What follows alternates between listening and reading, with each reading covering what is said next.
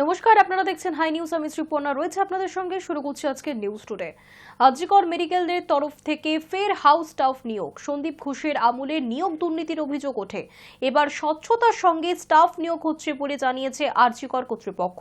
2023 সালে যে অর্ডার ছিল স্বাস্থ্য ভবনের তরফ থেকে, সেই অর্ডার মেনেই মেধার ভিত্তিতে 54 জনকে মনোনীত করছে হাসপাতাল কর্তৃপক্ষ।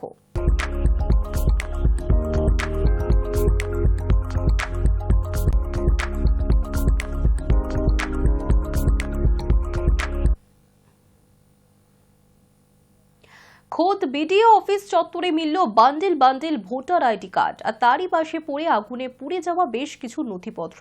কোথা থেকে এলো এত ভোটার কার্ড, উঠছে প্রশ্ন।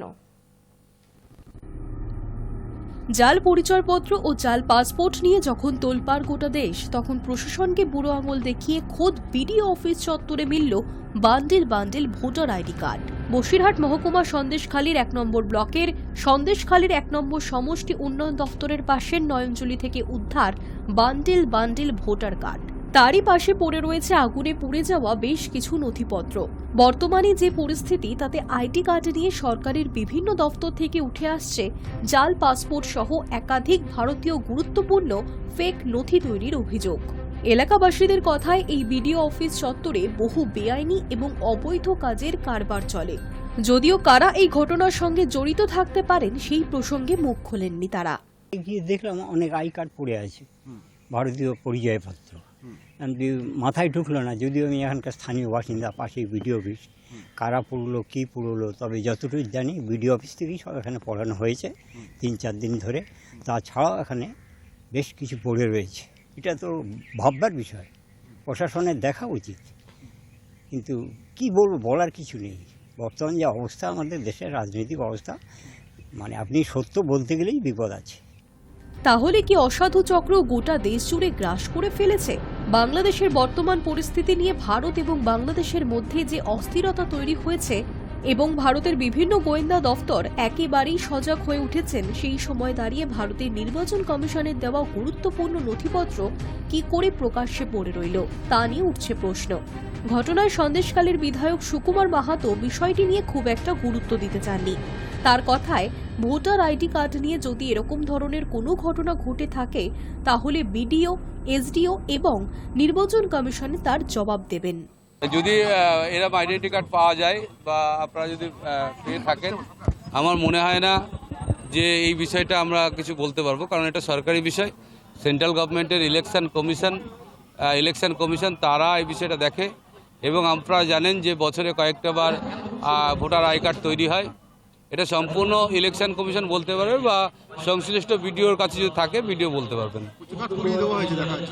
হ্যাঁ, সেটা এই বিষয়টা হতে পারে, আমার জানা নেই। যদি হয়ে থাকে সেই আই কার্ডগুলো এদেশের বা কোনোভাবে নষ্ট হয়ে গেছে কিনা সেটা জানা নেই। যদি হয়ে থাকে সেটাও আমার মনে হয় ইলেকশন কমিশনকে আপনারা প্রশ্ন করলেই পারবেন। Hi news network. বৃহস্পতিবার সন্ধ্যায় সিসিটিভি ফুটেজে প্রথম দেখা গিয়েছিল সাইফ আলী খানের হামলাকারীকে। সাইফের বহুতলের আবাসনের আপৎকালীন সিঁড়ি দিয়ে পালানোর সময় সিসিটিভি ফুটেজে ধরা পড়েছিল তার ছবি। তারপর থেকেই গোটা মুম্বাই জুড়ে প্রায় চিরুনি তল্লাশি শুরু করেছিল মুম্বাই পুলিশ। শেষ পর্যন্ত পুলিশের হাতে ধরা পড়ল দুষ্কৃতী। বান্দ্রা রেলওয়ে স্টেশনে তল্লাশির সময় তার খোঁজ পেয়েছে পুলিশ, আর সেই সময় প্ল্যাটফর্মের এদিক ওদিক সে ঘুরেও বেড়াচ্ছিল।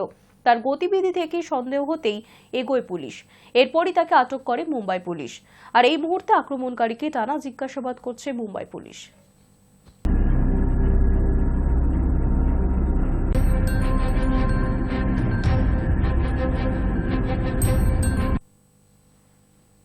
গাড়ির ধাক্কায় রাস্তায় লুটিয়ে পড়ল চিতাবাঘ। ঘটনাটি ঘটেছে ফাঁসি দেওয়া ব্লকের ঘোষপুকুর রেঞ্জ এলাকায় জাতীয় সড়কে। বৃহস্পতিবার বিকেল নাগাদ একটি পূর্ণবয়স্ক চিতাবাঘ চাঁদমোড়ের কাছে চা বাগান থেকে বের হয়ে রাস্তা পারাপার করছিল। তখনই একটি গাড়ির ধাক্কায় গুরুতর জখম হয় চিতাবাঘটি। সজোরে গাড়ির ধাক্কা খেয়ে বাঘটি রাস্তায় লুটিয়ে পড়ে। জাতীয় সড়কের উপরই সে কাতরাতে থাকে। এই সমস্ত কিছু দেখেই পথচারীরাই ঘোষপুকুর বন বিভাগে খবর দেয়। এরপর বনকর্মীরা ঘটনাস্থলে পৌঁছয় আসে বাগডোগরা থানার পুলিশ এবং এলিফ্যান্ট স্কোয়াড। বনকর্মীরা আহত চিতাবাঘটিকে উদ্ধার করেছেন। তারপর চিকিৎসার জন্য তাকে বেঙ্গল সাফারি পার্কে নিয়ে যাওয়া হয়েছে।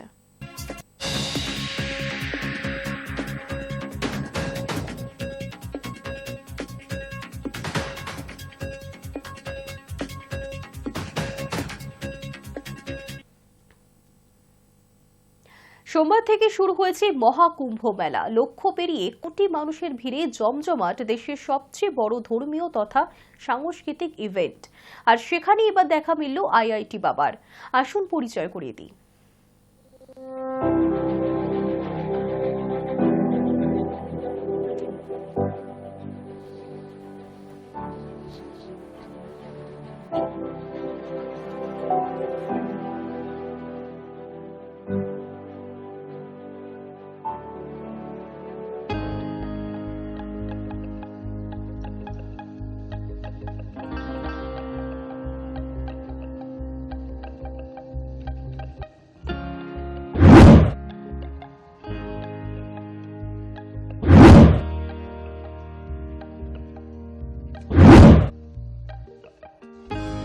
তেরোই জানুয়ারি থেকে ২৬শে ফেব্রুয়ারি পর্যন্ত এবারের পূর্ণ কুম্ভ মেলা। ৪৫ দিনের মহাকুম্ভ মেলায় উত্তরপ্রদেশের প্রয়াগরাজে গঙ্গা, যমুনা এবং সরস্বতী নদীর পবিত্র সঙ্গম স্থলে লক্ষ লক্ষ ভক্ত জড়ো হয়েছেন পুণ্য স্নান করতে। পুণ্যতিথিতে স্নান করতে শনিবার থেকেই সাধু সন্ন্যাসিনীরা ভিড় করতে শুরু করেছেন মহাকুম্ভ মেলায়। এদের মধ্যে অনেকেই নজর কেড়েছেন। সেই তালিকায় রয়েছেন বেশ কয়েকজন অদ্ভুত নামধারী সাধুও। এদের মধ্যেই একজন হলেন আইআইটি বাবা। ভক্তেরা তেমনটাই নাম দিয়েছেন হাস্যমুখ সেই তরুণ সাধুর, কারণ তিনি পড়াশোনা করেছেন দেশের নামী শিক্ষা প্রতিষ্ঠান ইন্ডিয়ান ইনস্টিটিউট অব টেকনোলজি অর্থাৎ আইআইটি থেকে। নানান পথ ঘুরে সব ছেড়ে দিয়ে বেছে নিয়েছেন আধ্যাত্মিকতার পথ। অনেক ভারতীয় পড়ুয়ার কাছেই আইআইটিতে পড়ার সুযোগ স্বপ্ন পূরণের মতো। মনে করা হয় মেধাবী পড়ুয়ারাই কেবল আইআইটিতে পড়ার সুযোগ পান। ওই শিক্ষা প্রতিষ্ঠান থেকে পাশ করে বেরোলেই ভবিষ্যৎ বেশিরভাগ ক্ষেত্রে উজ্জ্বল। কিন্তু তেমন এক সুনিশ্চিত ভবিষ্যৎ সামনে থাকতেও কেন সব ছেড়ে ছুড়ে আধ্যাত্মিকতার পথে পা বাড়ালেন ওই যুবা সাধু? एरोस्पेस इंजीनियरिंग के बाद वही उसको ऐसे समझ में आया कि ये आधा अधूरा ही है, कि इससे तुमको क्या मिलेगा। मतलब ठीक है, पैसे तो मिल जाएंगे, बट वो क्या तुम वो वाली चीज़ पूरी लाइफ भर कर सकते हो क्या? सेम। अब वो लाइफ भर यदि नहीं कर सकते हो मतलब तुम उब जाओगे, क्योंकि माया को तुम हटा नहीं सकते हो, क्योंकि वो माया बनी हुई इसलिए एंजॉय करने के लिए, उसको जीने के लिए। बट वो यदि कनेक्शन टूट जाएगा, जो कि अभी काफ़ी टूटा हुआ है, जो भी इंसान ईमानदारी से सवाल करता है, मतलब सत्यनिष्ठा के साथ कि हाँ अब मुझे इस चीज़ को जानना ही है, चाहे वो मैथमेटिक्स हो, चाहे वो कोई फिजिसिस्ट हो, चाहे कोई कैसा भी साइंटिस्ट हो, वो बोलेगा कि नहीं नहीं मुझे इस पूरे सत्य को जानना है, तो वो वही चीज़ में पहुंचेगा फाइनली। तो इस सवाल के बारे में तो सोचोगे ना, बुद्ध को यही तो सवाल आए दो चार, लाइक ये बूढ़ा क्यों होता है, ये इंसान मरने के बाद क्या होता है, ये मृत्यु क्या होती है। अब आप सोच के देखो मृत्यु क्या होती है। ब्रह्म ज्ञान की प्राप्ति तो विराट कोहली के भी हो सकती है, वो बिना अपनी चित्त की मेमोरी को यूज करके एक शॉट खेल के। মহাকুম্ভ মেলায় ক্যামেরা রাখার তাঁবুর বাইরে একটি পাইপের ওপর বসেছিলেন জটাধারী আইআইটি বাবা। তখনই এক টিভি সাংবাদিকের নজর পড়ে দোহারা চেহারা লম্বা তরুণ সন্ন্যাসীর দিকে। বুদ্ধিদীপ্ত, হাস্যমুখ, নিরহংকার সেই সাধুর সঙ্গে কথাও বলেন ওই সাংবাদিক। শোনেন তার আইআইটি ওয়ালে বাবা হয়ে ওঠার গল্প। এরপরেই ভাইরাল হয়ে যান আইআইটি বাবা।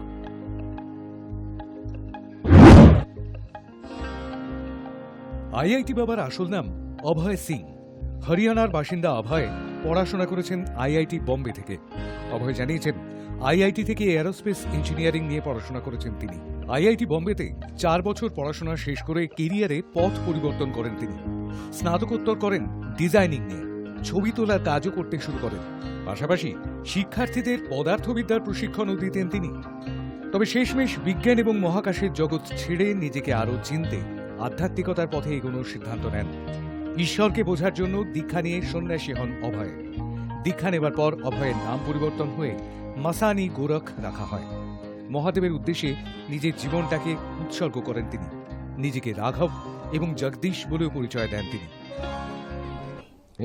जैसे ये सवाल पहले मेरे से कोई पूछा था ना कहाँ से आए हो, तो उसको बहुत सारे जवाब देता था। कभी बोलता था कैलाश से आया हो, कभी बोलता था मैं कुंड से आया हूँ, कभी बोलता था यहाँ से आया हूँ। बट फिर मुझे समझ में आया कि जो आप जो पूछ रहे हो उसके हिसाब से तो ये पूछ रहे हैं कि हाँ अभी इस शरीर का जन्म कहाँ से हुआ है। तो हाँ उसका वो तो हरियाणा में जन्म है मेरा। हरियाणा में झज्जर जो जिला है, तो स्कूलिंग वगैरह वहाँ से हुई। फिर उसके बाद पढ़ाई के लिए जैसे जेई वगैरह एग्ज़ाम की तैयारी की, तो तैयारी करने के बाद फिर मुंबई गए, IIT Mumbai aerospace engineering. Aerospace engineering के बाद वही उसको ऐसे समझ में आया कि ये आधा अधूरा ही है, कि इससे तुमको क्या मिलेगा, मतलब ठीक है पैसे तो मिल जाएंगे बट वो क्या तुम वो वाली चीज़ पूरी लाइफ भर कर सकते हो क्या सेम। अब वो लाइफ भर यदि नहीं कर सकते हो मतलब तुम उब जाओगे उस चीज़ से। तो मेरे को वैसा चाहिए था, लाइक पूरा जॉब, लाइक हाँ ऐसी चीज़ मुझे मिल जाए जो मैं करता रहूँ, बस मज़ा आता रहे, लाइफ चली जाए पूरी।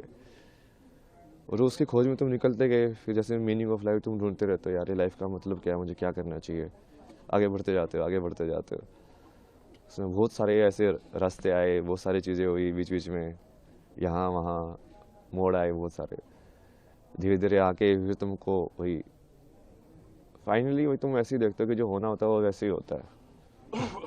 तो वैसे ही हुआ, सत्य तक पहुंचा मैं जैसे भी पहुंचा लड़खड़ा के भटक भटक के।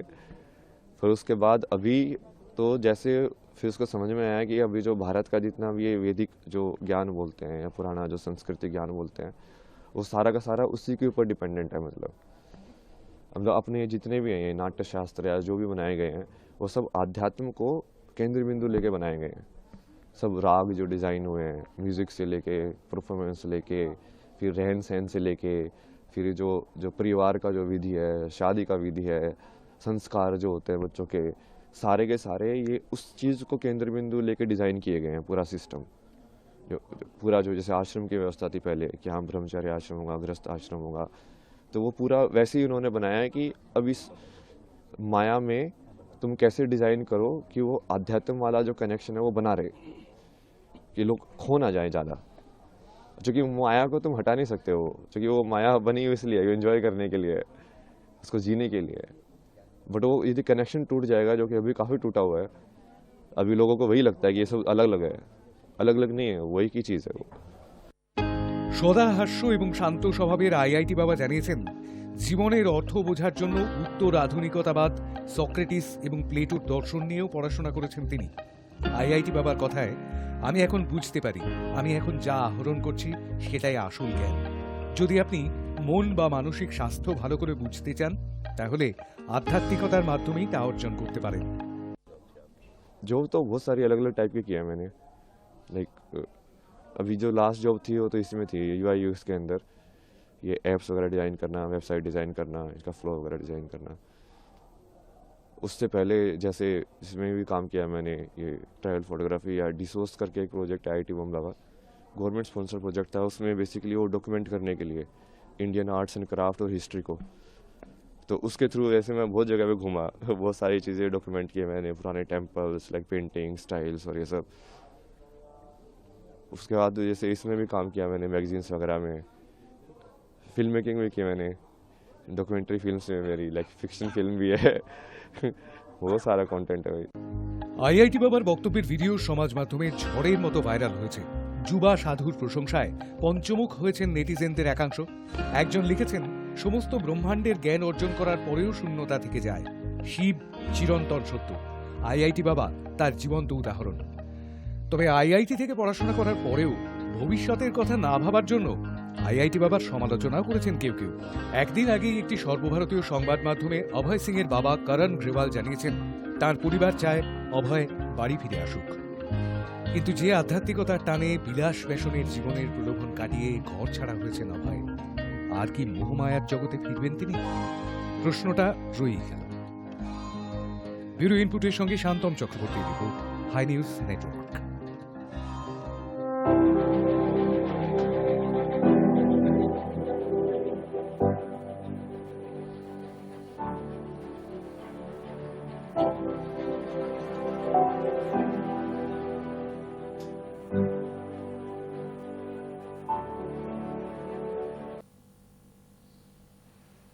কিভাবে নিজেকে ফিট রাখেন সোনু সুদ, ডায়েটে কি খান তিনি, দেখুন। মদ মাংস ছুঁয়েও দেখেন না, সম্পূর্ণ নিরামিষ আহার করেন। নিয়মিত শরীরচর্চা ও কঠোর ডায়েটই সোনু সুদের ফিটনেস মন্ত্র। তার সুগঠিত শরীর ও নিয়মানুবর্তিতা দেখে অনুপ্রাণিত হন অনেকেই। সমাজ মাধ্যমে প্রায়ই নিজের শরীরচর্চার ভিডিও শেয়ার করেন সোনু। তিনি কি ধরনের খাবার খান সে নিয়েও বিভিন্ন সাক্ষাৎকারে নানা কথা জানিয়েছেন অভিনেতা।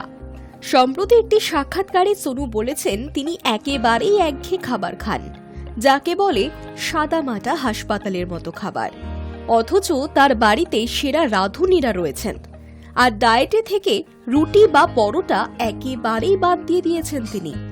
দুপুরে কোনো কোনো দিন সামান্য ডাল ভাত খেলেও লো কার্ব বা নো কার্ব ডায়েটে তিনি অভ্যস্ত হয়ে পড়েছেন। প্রাতরাশে খান ডিমের সাদা অংশ, স্যালাড, সিদ্ধ সবজি, সিদ্ধ পেঁপে বা অ্যাভোকাডো। দুপুরে বেশিরভাগ সময়ই সিদ্ধ সবজি ও স্যালাড। চিট মিলে একেবারেই বিশ্বাসী নন তিনি। কঠোরভাবে রোজের ডায়েট মেনে চলেন। এখন কথা হলো, রোজের তালিকা থেকে কার্বোহাইড্রেট একেবারেই ছেটে ফেলা কি ঠিক? এই বিষয়ে পুষ্টিবিদদের মত, রুটি বা চাপাটি এবং ভাত ডায়েট থেকে বাদ দিলে প্রথম শরীর হালকা লাগে, পেটের সমস্যা, বদহজম ধাত থাকলে তা কমেও যায়, চেহারায় জিল্লা আসে, অনেক বেশি তরতাজাও দেখাবে। কিন্তু কিছু সময় পর থেকেই দুর্বল হতে শুরু করবে শরীর। জটিল জৈব যৌগ কার্বোহাইড্রেটের মূল উপাদান কার্বন, হাইড্রোজেন আর অক্সিজেন। শরীরের জ্বালানি হল কার্বোহাইড্রেট। এটি জারিত হয়ে শরীরে শক্তি যোগায়। শরীরের শক্তির প্রাথমিক উপাদানই হল কার্বোহাইড্রেট। তাই রোজের তালিকায় প্রোটিন, ভিটামিন বা খনিজ সমৃদ্ধ খাবার যতই রাখুন না কেন, কার্বোহাইড্রেট রাখতেই হবে। ওজন ঝরানোর জন্য যারা ভাত, রুটি বাদ দিয়েছেন, তাদের কার্বোহাইড্রেটের জন্য বিকল্প খাবার বেছে নিতে হবে। বিভিন্ন দানা শস্য যেমন ওটস, ডালিয়া, কিনোয়া, সবজি, বিনস, কড়াইশুঁটি খেতে হবে। স্বাস্থ্যকর ফ্যাট, প্রয়োজনীয় নানা ভিটামিন এবং খনিজে ভরপুর বাদাম এবং বিভিন্ন ধরনের বীজ রাখা যেতেই পারে নো কার্ব ডায়েটে। কাঠবাদাম, আখরোট, কাজুও খাওয়া যেতে পারে, তবে নো কার্ব ডায়েট স্বাস্থ্যকর নয়। Hi news network. News today এখনকার মতো এই পর্যন্তই। দেখতে থাকুন হাই নিউজ, নির্ভীক নিরপেক্ষ।